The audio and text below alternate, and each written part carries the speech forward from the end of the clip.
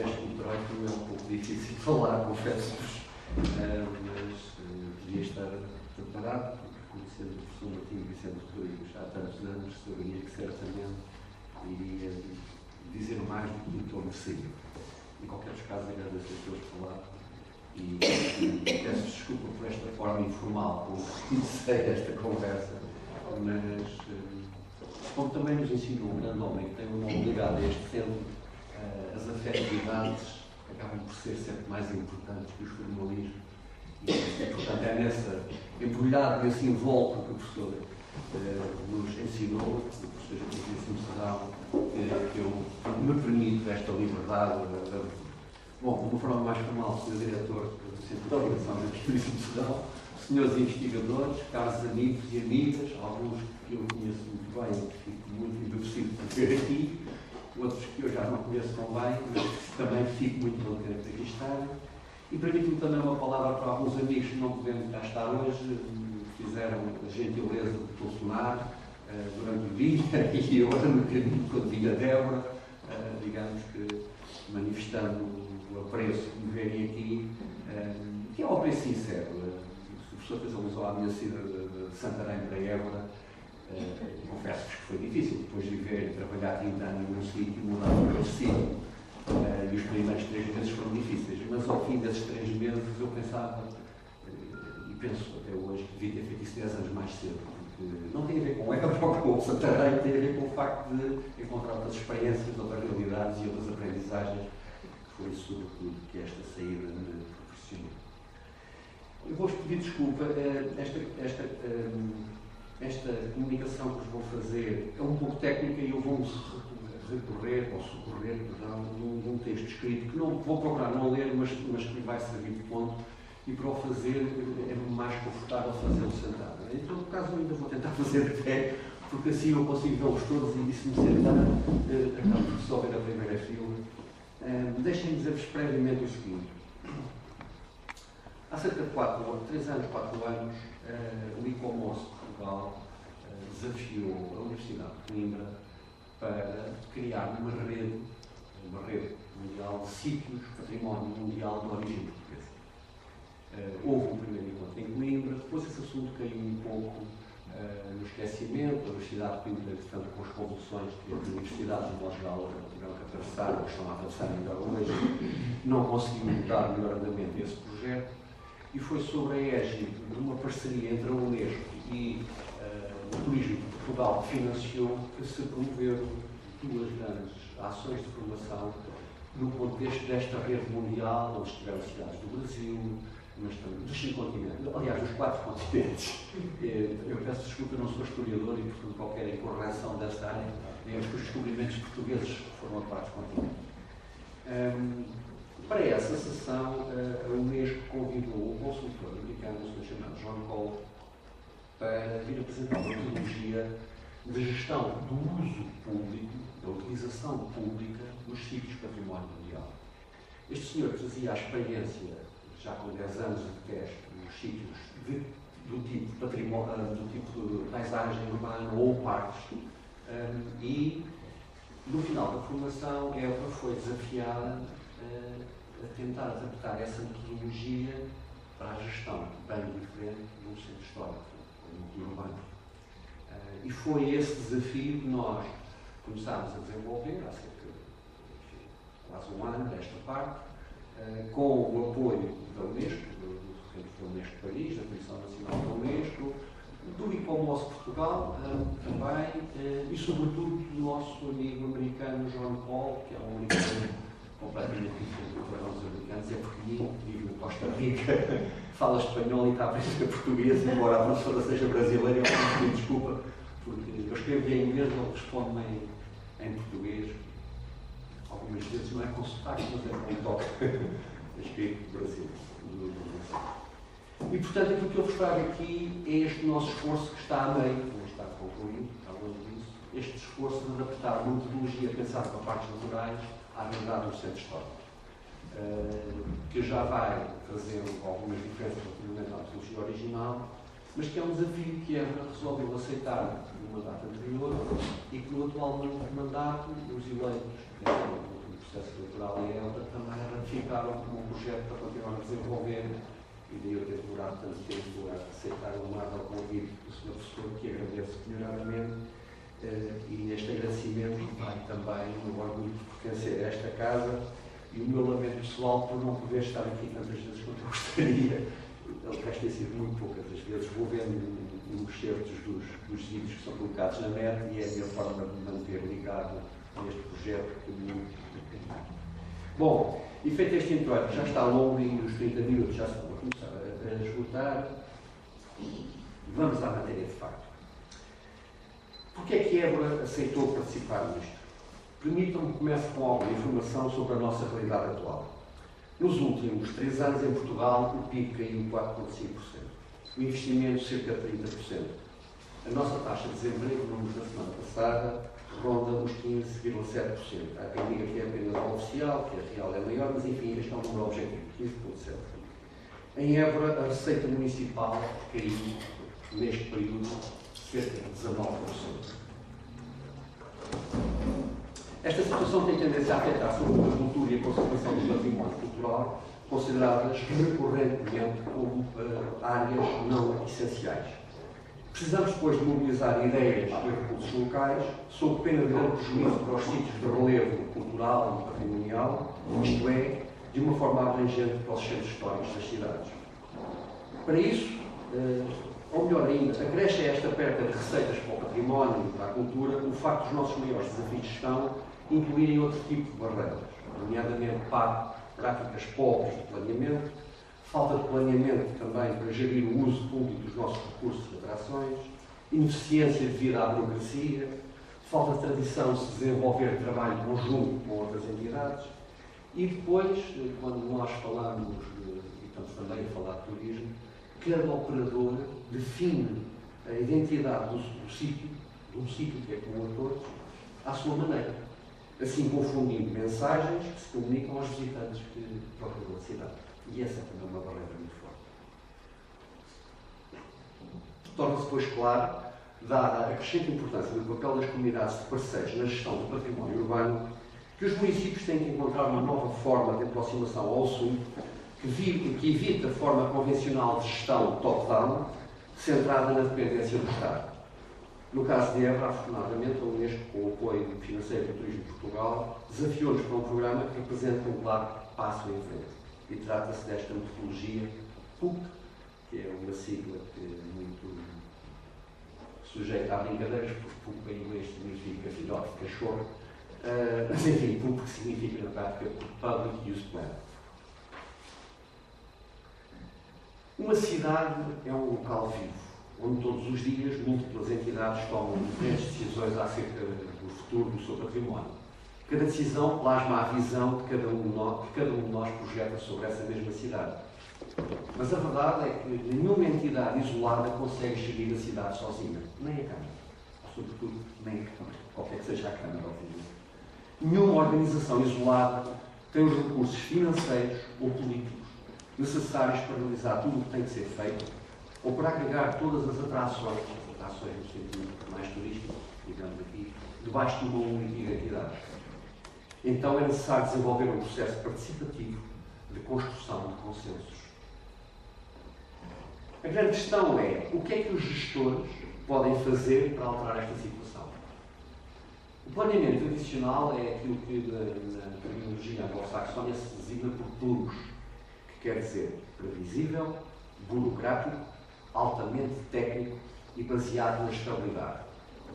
Mas a verdade é que o mundo não é isso, o mundo é outra coisa. E também para usar a terminologia anglo-saxónica é DISC. Isto quer dizer o quê? Que é dinâmico, é impossível de compreender completamente a sua complexidade, porque também é complexo e está em constante mutação. Esta é a realidade do mundo que nós temos, a outra é a realidade do planeamento tradicional que nós observamos. É por isso que, na sua maioria, os planos não são implementados e se desatualizam rapidamente. Precisamos de planear e implementar continuamente.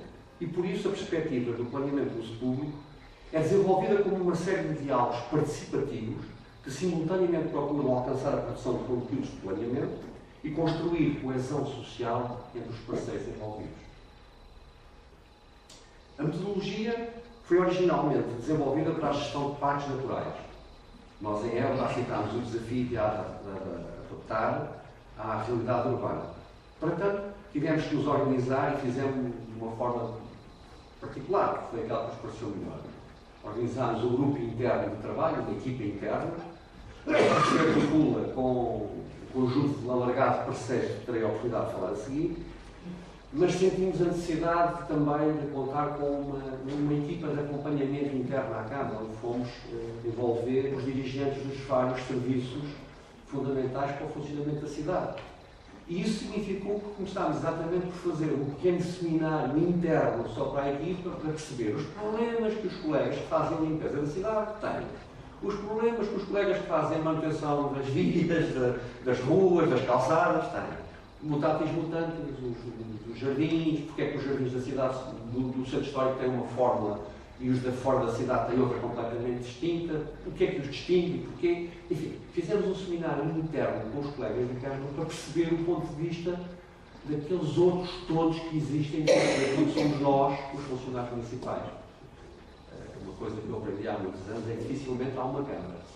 Dentro dessa entidade de Câmara há sempre muitas câmaras e muitas lógicas e muitas estratégias e muitas formas de olhar a vida e de saber os problemas. Portanto, foi aquilo que começámos.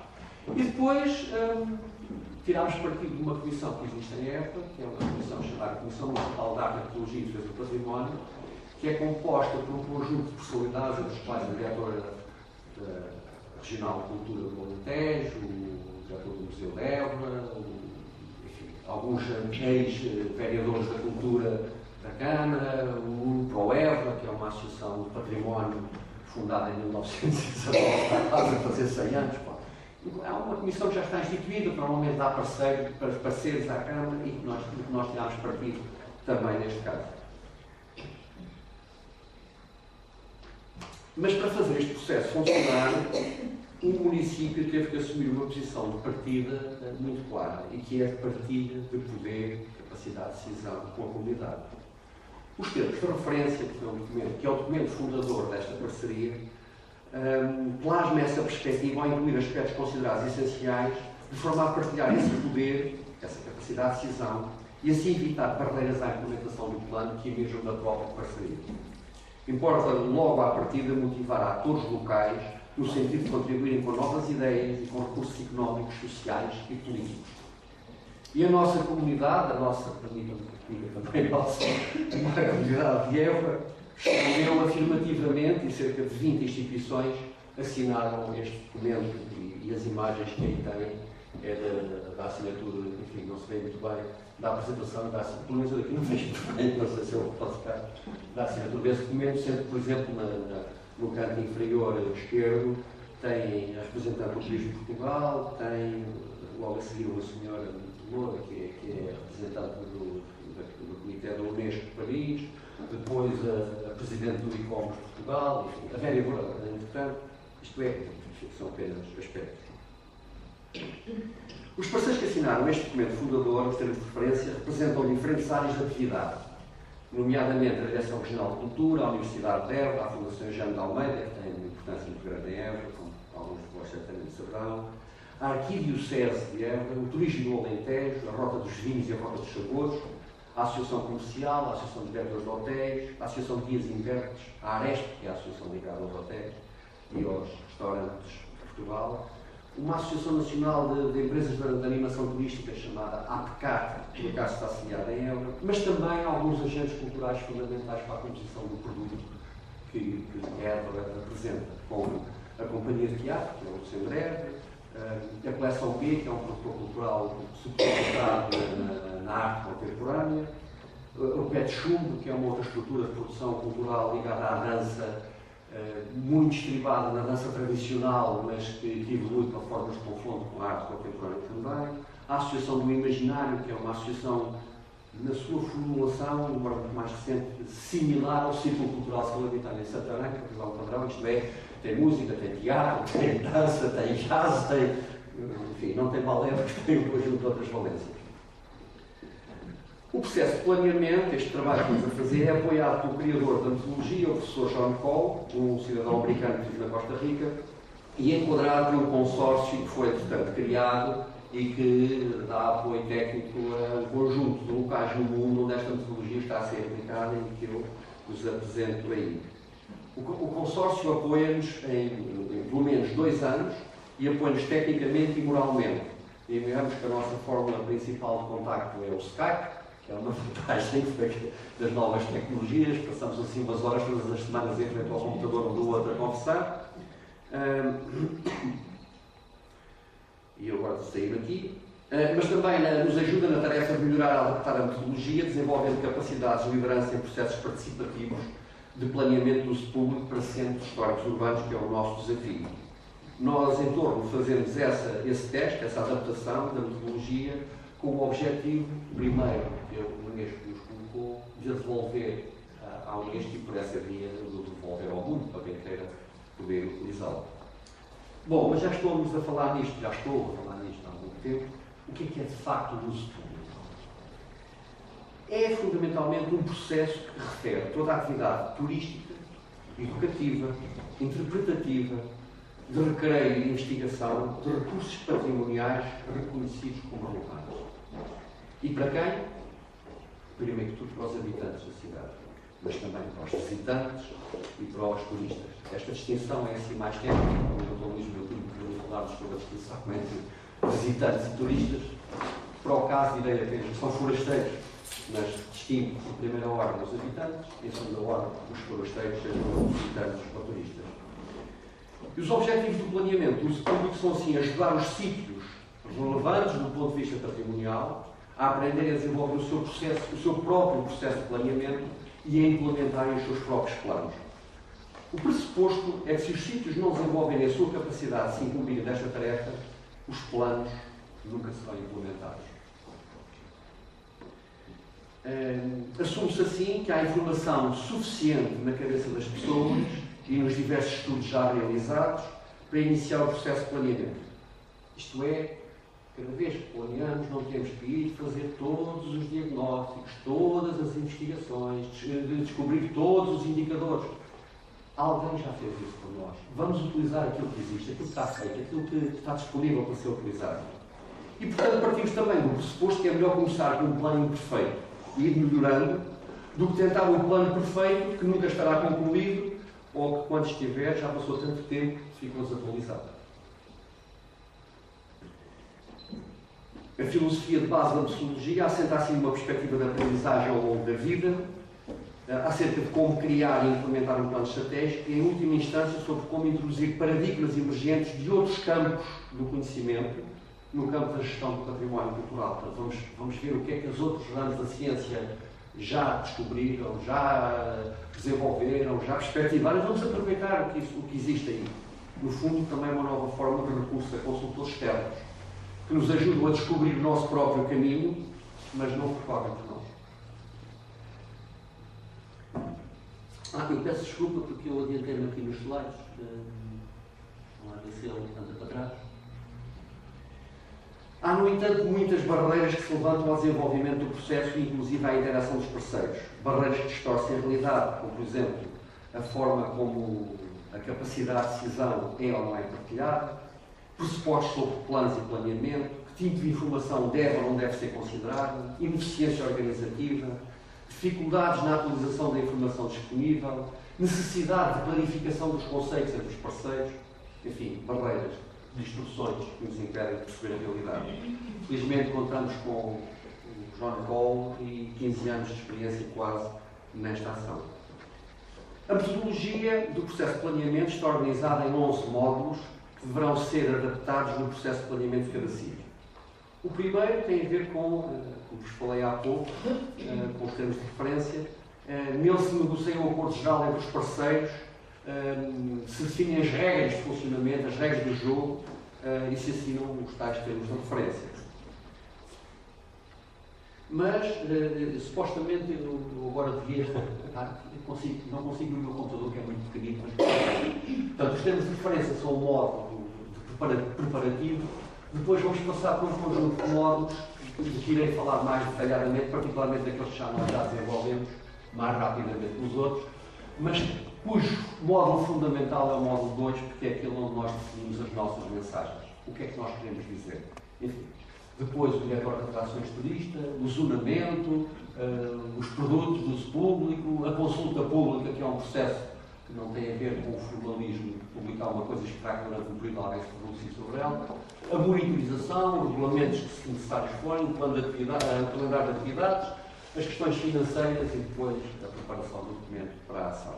Isto numa visão muito rápida, de uma forma mais detalhada. No módulo 2, procura definir-se o fim e as mensagens acerca da significação do lugar que deverão guiar toda a gestão, evitando decisões arbitrárias. Importa ter atenção que o género humano procura significados para ter experiências que o satisfaçam. É esta a fundamental motivação das pessoas que viajam, querem ter experiências. E a Associação Internacional de Interpretação diz-me que nós interpretamos alguma coisa se conseguirmos identificar dentro de nós algo que faça a ponto com essa coisa. E, portanto, as mensagens têm que ser gerais, têm que ser entendidas para a generalidade dos cidadãos. Essa é a regra fundamental. E estamos a importar conceitos da psicologia e da sociologia, simultaneamente. Portanto, importa ter atenção que o género humano procura significados para ter experiências que o satisfaçam e os sítios devem ser capazes de oferecer isso. As mensagens são sínteses, são grandes sínteses acerca de um sítio e da sua relação com verdades maiores acerca da vida, da humanidade ou da existência. Em última instância, deverão tornar-se os conceitos que pretendemos que os nossos visitantes, ou os nossos turistas, aqueles que nos visitam também, levem gravados na sua memória após uma visita à nossa cidade ou ao nosso monumento. O que nós queremos que eles levem como memória do tempo que passaram entre nós.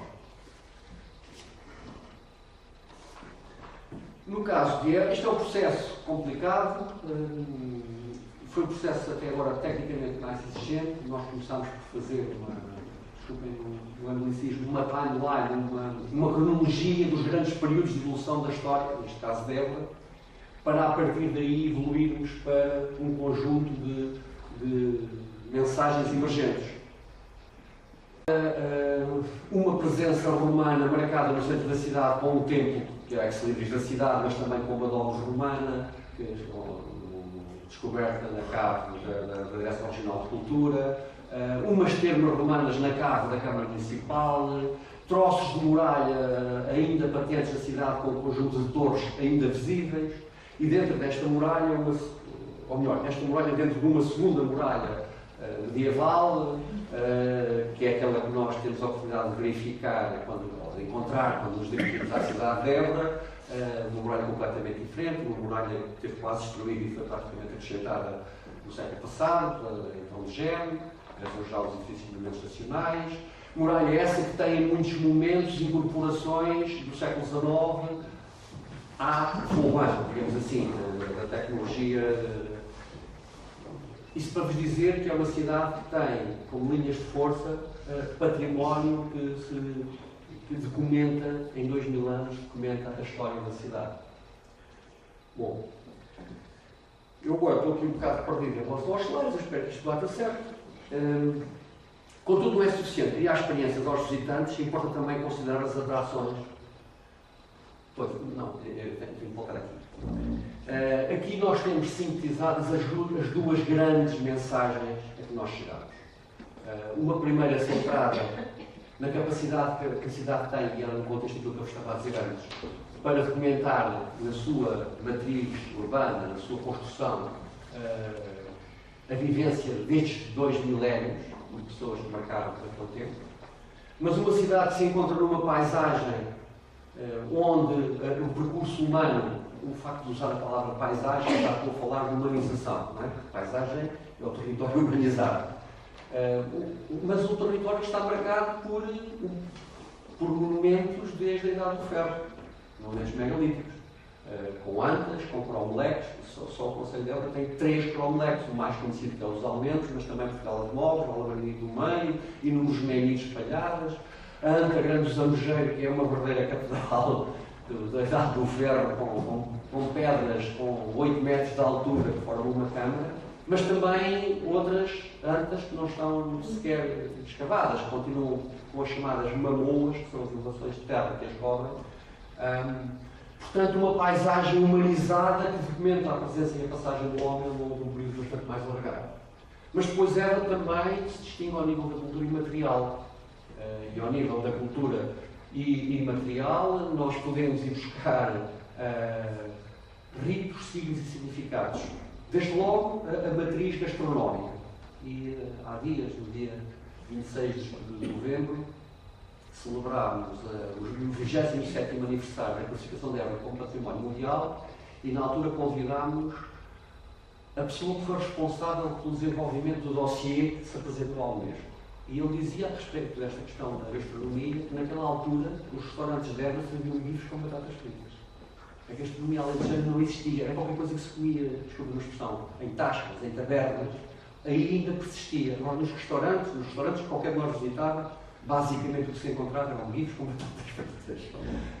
E, portanto, a preparação da candidatura também pressupôs recuperar essas raízes. Para não falar de coisas completamente esquisitas, por exemplo, como as brincas, que são tradições de carnaval, tradições de cultura dramática, popular, próprias do carnaval, ou de inúmeras outras vertentes.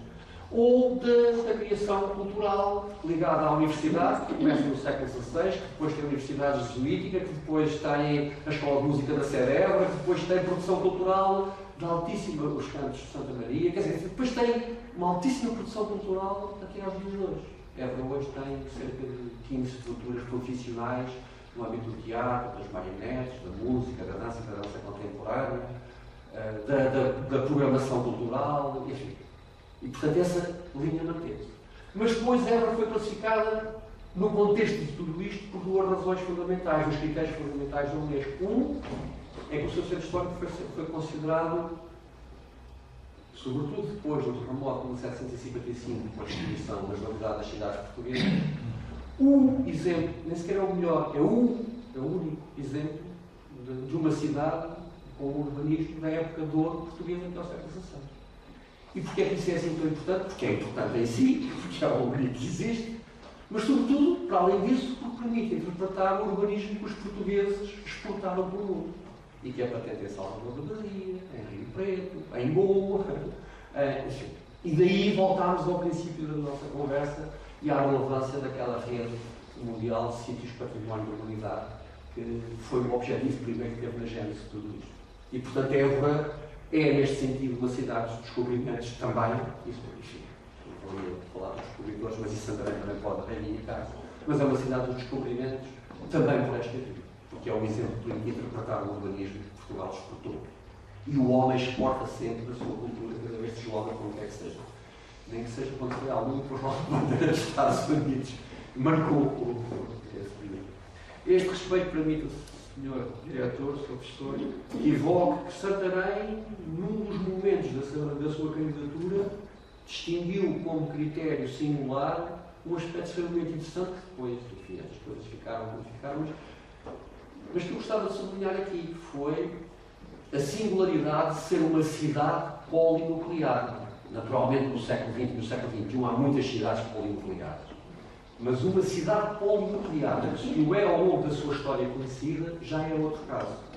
E Santarém tem essa particularidade excepcional. Enfim, eu não sou historiador, não quero entrar muito por aqui, mas também não resisto a fazer este paralelismo.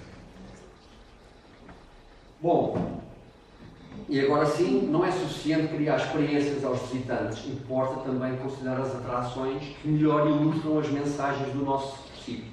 E isso é um documento que se chama Diretório de Atrações Turísticas. E aqui os recursos, incluindo os elementos protegidos, classificados, para alguns, que dão sentido e relevo ao nosso centro histórico, sendo que nem todos os recursos constituem atrações. E aqui a gestão do uso público distancia-se do património cultural, ou da gestão do património cultural. O gestor de património cultural tem como preocupação todo o património cultural relevante do seu sítio. O gestor de uso público tem que distinguir entre o que são recursos daquilo que são atrações. Porque só o que é atração, para usar a linguagem neoliberal, só o que está no mercado é que pode ser comercializado, é que pode ser usado de uma forma menos provocatória. Isto é, Eu posso ter uma igreja deslumbrante, com uma talha dourada deslumbrante, com uma pintura maneirista, mas ele não tem condições de abrir, ou porque não me autorizam, ou porque não tem condições para assegurar a guardaria qualificada, ou por qualquer outro motivo, e portanto ele é um recurso. Está lá, é espantoso, mas não é uma atração. Porquê? Ninguém pode visitá-la, a não ser um iluminado que conhece o amigo do vizinho que tem chave, vai lá, abre a porta. E isso não permite o uso público, permite o uso pessoal, individual, pontual. Portanto, aqui se distingue a visão do gestor do património cultural, que eu também sou da terra, com as preocupações que tenho, daquele que tem a obrigação de disponibilizar para a utilização, para a fruição. A distinção entre recursos e atrações. Tradicionalmente, a tipologia que classifica estas coisas considera como atrações diferentes possibilidades: as paisagísticas, as geofísicas, as ecológicas, as biológicas, as estéticas, e dentro das estéticas, as culturais, as históricas e as do lazer. No nosso caso, que obviamente estamos profundamente inseridos na lógica do tipo de atrações estéticas, consideramos a necessidade de criar um novo conceito. O nome que lhe demos é provisório, não é muito bom, mas ainda não encontramos o melhor, e portanto, como isto também é um processo em aberto, para já continuar assim. Chamamos coleção de atrações. Porque, de facto, não é a mesma coisa ir ao museu ou ir ao teatro. Ambos oferecem uma experiência estética. Mas enquanto no teatro tenho uma experiência associada a um espetáculo e depois terei outra experiência associada a outro espetáculo, eu no museu tenho, ou poderei ter uma experiência associada a uma coleção de objetos. Que, organizados de uma forma, contam uma história, certo? Organizados de outra forma, contam outra história, mas há aqui um conceito que a metodologia dos parques naturais nunca teve necessidade de conter e que nós consideramos relevante. Coleção de objetos. Coleção de atrações. Consideramos ser particularmente relevante para cidades e, portanto, assim os participantes no processo avaliam as atrações, sublinhando as suas limitações ou constrangimentos para a utilização pelos visitantes, habitantes e turistas. Isto é, depois de nós reconhecermos e pormos de acordo relativamente às mais importantes atrações que temos e à forma como elas podem contar a história que nós consideramos relevante, isto é, as nossas mensagens, então agora vamos olhar para elas e perceber o que é que facilita ou dificulta o acesso a essas mesmas atrações. Por exemplo, em Évora, a Catedral fecha às 4h30 da tarde. Isso no inverno não é problemático, mas no período de abril ou outubro é dramático, porque só no posto-turismo passam em média 140 mil pessoas por ano, 20 mil por dia e a Catedral fecha às 4h30 da tarde.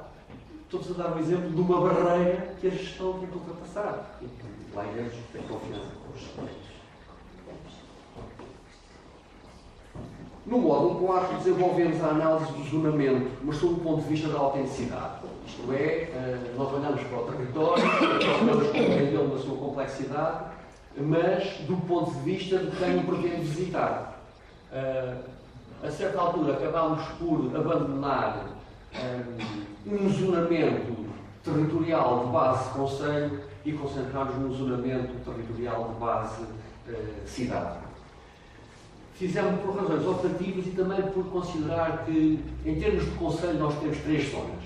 O centro histórico, ou melhor, o limite urbano da cidade, porque fora do centro histórico nós temos um bairro extremamente importante, que hoje é motivo de visitantes que nem sequer visitam o centro histórico, que é o bairro da Malagueira, que no final dos anos 70 e início dos anos 80 foi um processo de urbanismo.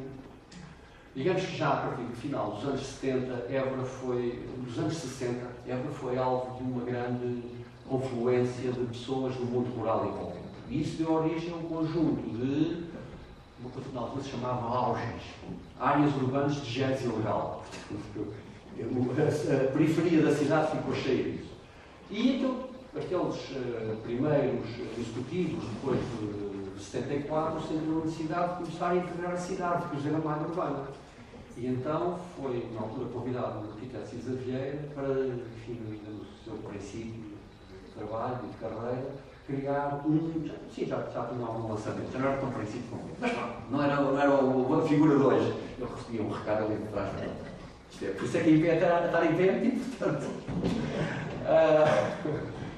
E então Cisa Vieira concebeu um processo urbano que, pegando nas linhas de força da arquitetura tradicional alentejana, por um lado, e num elemento construído extremamente marcante da cidade, que é o aqueduto, que na versão atual é também do século XVI, mas e muitos estudos demonstram ter existido um anterior a ele, do mesmo percurso da época romana, e portanto ele criou, com o aqueduto, um elemento de ligação de um bairro que tinha componentes novas e que cozeu componentes antigas. E hoje, sobretudo no norte da Europa, há excursões de arquitetos que só vão visitar a Balagueira e nem sequer vão ao centro histórico. E, portanto, a certa altura pareceu-nos mais apropriado conceber a cidade, os seus limites urbanos e pensá-la como tal, embora depois haja, de facto, muitas zonas que não têm interesse turístico, digamos assim. E, portanto, temos o limite urbano, depois temos a zona suburbana envolvente, que aqui, Évora não é o Alentejo de Beja. Em Beja nós vemos aquelas planícies que nunca mais acabam. Quando pensamos em Alentejo, fechamos os olhos, pensamos em Alentejo e pensamos em planícies douradas, secas e sem árvores, isso é Beja. Évora não é nada disso. De resto, nestas ferramentas atuais do Facebook, publiquei já algumas vezes fotografias de Évora, o relógio de Évora, que algumas pessoas me dizem, mas isso é onde? É no Vale de Santarém, porque é tão frondoso, é tanta árvore, tanta frescura. De facto, Évora tem em seu redor 3 rios. Um afluente do Tejo, um afluente do Sado e um afluente do Guadiana, que passam junto ao centro, mesmo no interior da zona urbana. Bom, o que se distingue desta zona fora da cidade é, de facto, uma zona em Monforado, onde está um espaço extremamente interessante, que é o antigo, enfim, pertence talvez mais ao domínio da lenda, porque não há comprovação científica razoável, mas é conhecido como o Castelo do Geraldo, em cujas imediações se encontra um conjunto de monumentos megalíticos, portanto, uma zona acidentada de montanha que se distingue claramente, apesar de tudo, planície onde os centros se encontram. E, portanto, distinguimos desta visão macro do conceito, centrando-nos no centro histórico. Digamos que o centro histórico corresponde a esta linha aqui. O que nós fomos à procura em termos de setorização foi da perspectiva como auxiliar alguém que pretende, que vai para a cidade, que se dirige à cidade e que quer visitar a cidade, do ponto de vista rodoviário. Porque é esse, porque também há um aeródromo, não tem funcionamento comercial. E, portanto, o que fizemos foi perceber quais eram as linhas de chegada mais relevantes, as estradas, os acessos mais relevantes, e estamos a desenvolver um mecanismo de acolhimento que permite a qualquer pessoa, ainda antes de ver ela, perceber que está a chegar a uma cidade que não é igual às outras. É diferente. E a sinalética com que as pessoas vão ser acolhidas tem que dizer isso. E à medida que se dirigem à cidade, encontrar, por exemplo, isso aqui em primeira mão, um painel tipo que enquadra a cidade no vazio. Isto é, em vez de nós termos uma fotografia, temos um recorte e aquilo que está no meio de uma estrutura, tipo outdoor, aqueles painéis publicitários que está no meio, é a imagem da cidade que está lá a 2 km de distância. E não há cartaz nenhum. Isto é, nós queremos é que as pessoas vejam a cidade, não é mais sobre ela. Essas elas vão criá-las, envolvê-las e tirá-las da cidade. E, portanto, neste processo, vamos dirigir as pessoas, isto aqui não há nada de novo, inúmeras cidades fazem isto pela Europa, e até em Portugal, acredito, dirigi-las a parques de estacionamento que estejam mais próximos em função do local de proveniência. E é esta trama que aqui está entre verdes, azuis e vermelhos, em todos os acessos principais. Évora tem, em torno da muralha, um conjunto bastante significativo de locais de estacionamento. Do modo geral, com exceção de 2 ou 3, em muito mau estado. E, portanto, esse é um projeto que nós estamos a desenvolver a partir daqui, no sentido de dirigir as pessoas a esses locais, sendo que depois a informação estática que estiver nesses estacionamentos há de ser sugerido-lhes o encaminhamento para o posto de turismo, um local onde nós temos toda a informação possível, audioguias, folhetos, informação sobre os monumentos, as galerias de arte, tudo e mais alguma coisa. Portanto, a lógica é esta. E esta é uma adaptação que nós também fizemos à perspectiva da setorização que o João Paulo deixou. E penso que posso voltar a passar a tempo. Os visitantes procuram experiências, já vimos, os sítios devem oferecer essa possibilidade também. O acesso a essas oportunidades de experiências acontece através dos produtos. Isto é, a catedral só por si é interessante e muitas pessoas terão informação suficiente para a olhar e para a interpretar, do ponto de vista artístico, religioso, histórico, naturalmente que sim. E um destino turístico, falando agora destes termos, que é fundamentalmente cultural e que, portanto, atrai pessoas com essa formação. Muitas das pessoas que dirigem a Évora são capazes de interpretar a pintura, a escultura, a tela dourada, a arquitetura, mas muitos não serão, e esses são a maioria. E por isso, para nós, é muito importante que cada vez mais sejamos capazes de criar produtos que ajudem as pessoas a descodificar aquilo que estão à frente delas, a dar significados e, dando significados, a permitir que elas tenham experiências. Que é, no fundo, o momento em que nós estamos em Évora agora, que é, por um lado, recolher todos os tipos de visitas que estão disponíveis, seja no posto de turismo, seja nas empresas de animação turística, seja através das guias turísticas da AGI ou outras, enfim, perceber tudo o que existe e depois, é a fase em que estamos neste momento, o passo seguinte será perceber, auxiliado por uma coisa que eu passei a estar aqui, por estudos de perfil de visitante, e este é um exemplo de um estudo que foi feito na Universidade de Évora, portanto, percebendo quem são os nossos visitantes, enfim, hoje também está estudado, eu vou soltar isso aqui, os tipos, as motivações dos visitantes, que podem ser escapaístas, culturais, enfim, há um padrão, percebendo a motivação-chave dos tipos de turistas que nós temos, avaliar em que medida é que o Évora medieval, ou o Évora barroca, ou o Évora neoclássica, ou a neo-islâmica, que também temos, ou de que maneira é que esses produtos respondem às necessidades de que perfis aqueles visitantes. E se não respondem, não vamos trabalhar para os alterar no sentido de responderem, sendo que no fim último, o que nós queremos é que eles reconheçam, porque nós nunca o vamos dizer, mas que reconheçam as nossas mensagens. E esse é o desafio que vamos procurar aperfeiçoar cada dia que passar. Bom, a partir daqui vou andar mais depressa, porque já ultrapassei a meia hora, em cerca de meia hora, certamente, para vos dizer que as fases seguintes, a primeira tem a ver com a consulta pública, e aqui vamos privilegiar, portanto, devemos privilegiar o contacto com os habitantes, e que os habitantes darem influência de cada produto, digamos assim, porque a metodologia pressupõe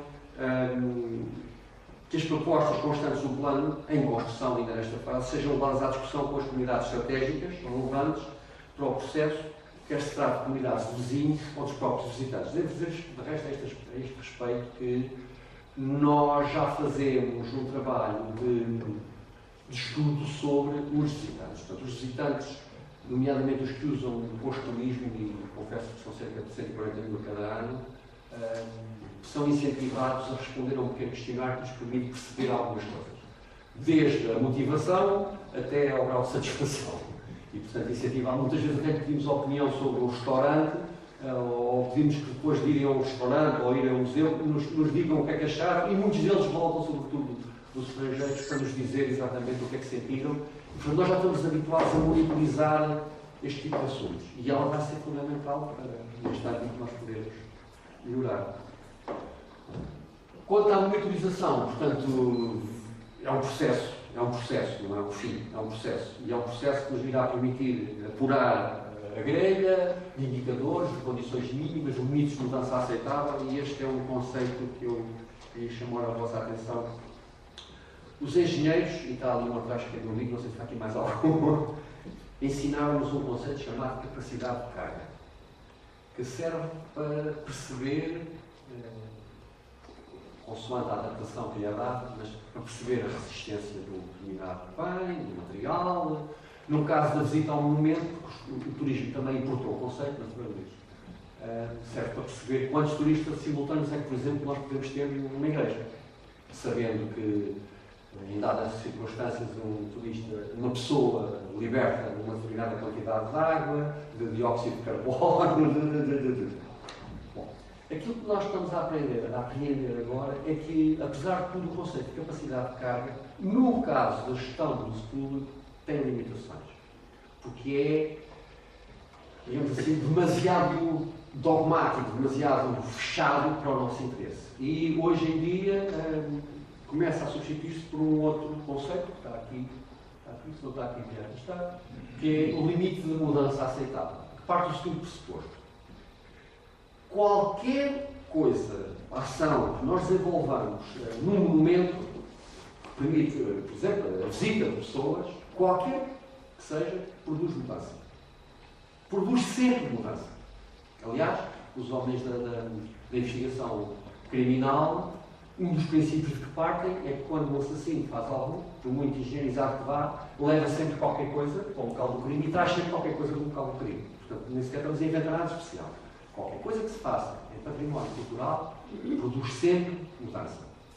A grande questão a saber é que nível, que intensidade de mudança é que nós estamos dispostos a permitir no respeito pela manutenção das condições de qualidade e funcionamento do bem. Portanto, esse é o conceito. Porque partindo deste conceito, eu posso alargar o horário de funcionamento da catedral e reduzir a presença simultânea.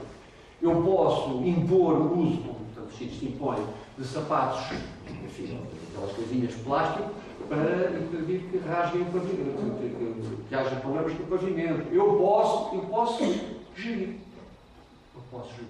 E é por isso que o conceito de limites de mudança aceitável, que é um conceito muito dinâmico, é muito interessante para este caso. Só que definir o limite de mudança aceitável para bens deste tipo não é fácil. Bom, naturalmente que admitimos a necessidade de poder vir a utilizar regulamentos, enfim, uma cidade é um espaço sujeito a muitos regulamentos, desde os macro, como o plano diretor municipal e o plano de urbanismo, os planos estratégicos, e depois aqueles que são património mundial ainda têm determinações mais específicas, com zonas especiais de proteção, que no caso na linguagem da Unesco se chamam zonas tampão, e muitos outros. Em todo o caso, pontualmente, nós poderemos vir a precisar ou não, isto é, eu para convencer, entre aspas, a entidade gestora, o GAPAI, da Catedral, da importância de prolongar a porta aberta, sou capaz de ter que impor uma regra qualquer, enfim, ou de acordar uma regra qualquer que impeça que este aumento do horário não constitua um problema acrescido para a gestão da Catedral. E, portanto, os regulamentos são sempre qualquer coisa que temos que usar. Quanto ao calendário de atividades, do ponto de vista estratégico, a metodologia ajuda a criar uma visão para a utilização pública dos bens, sejam eles centros históricos ou outros. Portanto, aqui é onde nós definimos o quem, o quê, o como, o quando, para a implementação do programa. O plano financeiro é um problema complicado, enfim, porque nós não somos uma entidade única, gerida centralmente por serviço financeiro qualquer. Uma cidade é multiplicidade de entidades e isso é particularmente intenso. Agora, o que é muito claro para todos nós, e remeto para o princípio desta nossa conversa, é que cada vez os recursos são mais escassos. E se eu não posso pedir que o meu parceiro venha financiar a mim, eu posso negociar com os meus parceiros que a nossa orientação de divulgação, de promoção, seja no que for, seja orientada para um fim comum.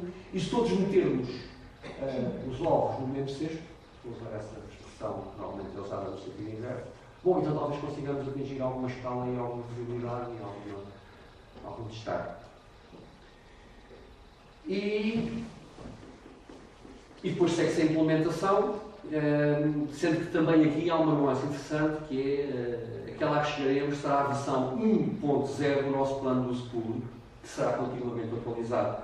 E por isso é o 1.0, porque quando nós considerarmos relevante passará a ser 1.1, e quando introduzirmos mais outra alteração passará a ser 1.2, e quando um dia percebermos que temos que radicalmente mudar um conjunto de coisas, bom, será o 2.0, e por aí fora. Portanto, não se prevê sequer que o documento tenha uma versão em papel. O documento tem que ser operacional e operacionalizado. Portanto, uma versão digital que funciona nos computadores, que se atualiza rapidamente, em função das necessidades, é aquilo que pressupomos neste contexto. O processo implica uma série de diálogos públicos e transparentes, preambulares à tomada das mais importantes decisões necessárias à formulação de um plano de uso público. É o objetivo a partilha de relevante poder de tomada de decisão para que as pessoas possam, sublinho, co-criar resultados. E dessa forma possam partilhar a autoria desses mesmos resultados e mais fácil e provavelmente implementar aquilo que se virem criar. Cada módulo, como vimos, tem um diferente tema e por isso uma ligeiramente diferente composição de participantes. E este aspecto é interessante. Isto é, nós criámos uma parceria com 20 participantes, mas cada vez que trabalhamos um módulo daqueles, não convocamos os participantes, os parceiros todos. Não. Faz parte do acordo inicial. Nós convidamos os parceiros em função do modelo que estamos a trabalhar.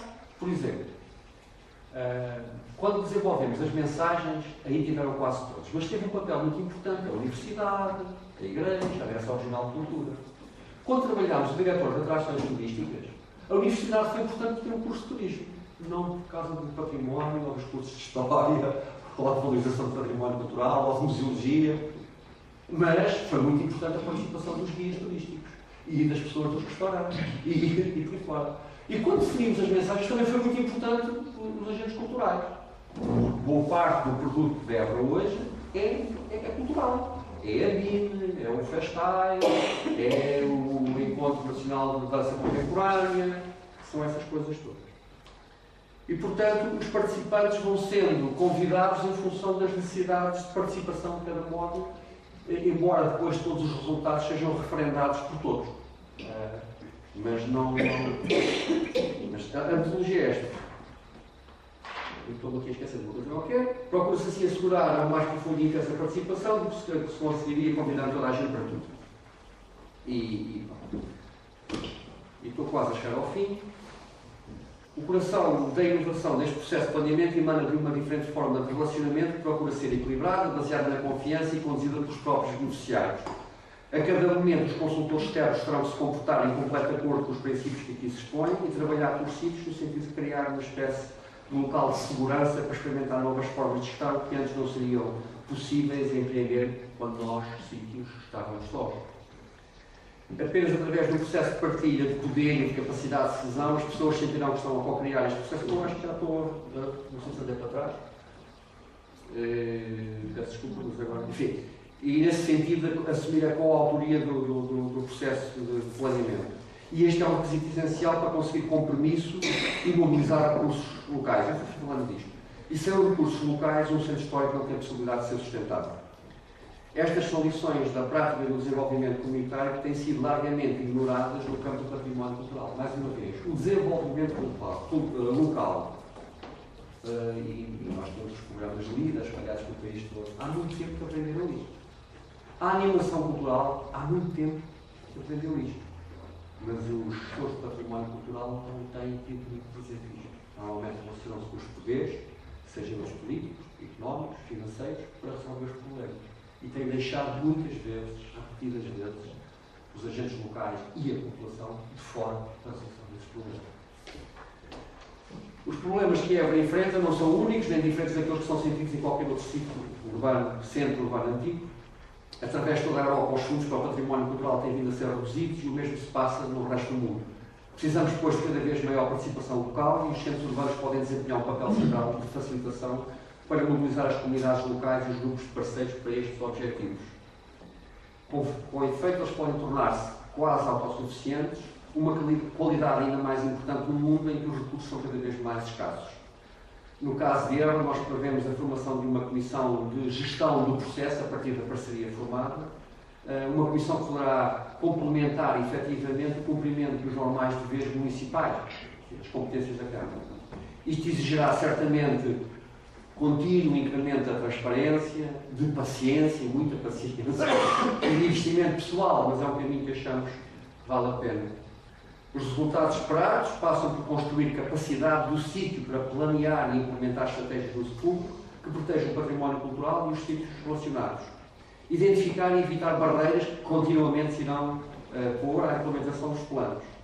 Uma implementação focada no modelo de aprendizagem a longo prazo. Isto não é um modelo final, nós vamos continuamente procurar melhorar, fazer melhor e encontrar melhores soluções. A introdução de um novo paradigma de planeamento, a prática do trabalho em grupo para criar uma forma de aprendizagem adaptativa de gestão em comunidade. Uma vez que o planeamento de uso público se tem afirmado claramente em parques e paisagens culturais, o sucesso em Évora abre também, estamos cientes, novas oportunidades para a gestão de centros históricos em todo o mundo. É, no entanto, em Évora que a Unesco e o PUP Global Heritage Consortium estão a adaptar as ferramentas e a aprendizagem para incluir a metodologia à realidade da vida urbana. A realidade de um novo contexto no contexto para aquilo que a metodologia tem servido.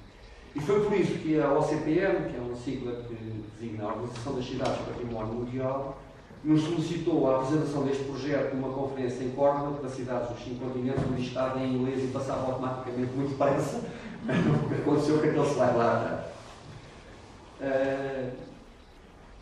Se de facto a coesão social, nomeadamente entre os parceiros, pudesse ser incentivada em Évora, tal resultará em melhorias de gestão do património cultural, estamos certos. Maior autossuficiência, acrescida mobilização de recursos, não apenas da cidade, mas esperamos nós, em todo o mundo, resolver abordar esta metodologia. E é o que tenho para vos dizer, para me carregar aqui, muito obrigado pela vossa atenção.